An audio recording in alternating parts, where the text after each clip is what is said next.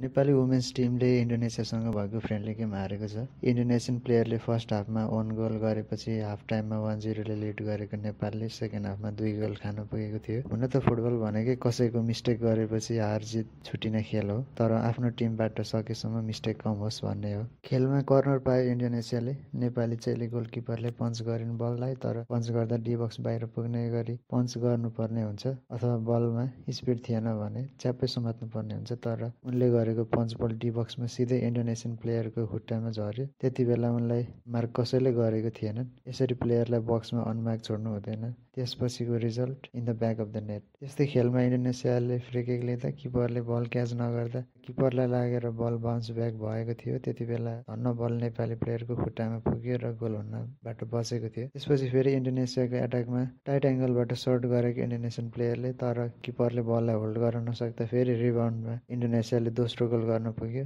बल catching practice गर्न पर्ने देखियो गोलकिपरले। खेलको अन्त्यतिर आएकी मीना देउवाले राम्रो खेलेको थिइन्। उनी मिडलमा ड्रप गर्दै मुभ बनाउने प्रयास गर्दै गरेको देखियो। कोचलाई प्रश्न उठ्छ, तपाईँको टप स्ट्राइकर साम्बा नभएको बेला इन्फर्म मीना देउवालाई किन स्टार्ट नगराएको भनेर। प्रतीक्षा चौधरीले पनि सब्स्टिट्युटमा आएर राम्रो इम्पोर्टेन्ट स्ट्यान्डिङ ट्याकलहरू गरेकी थिइन्।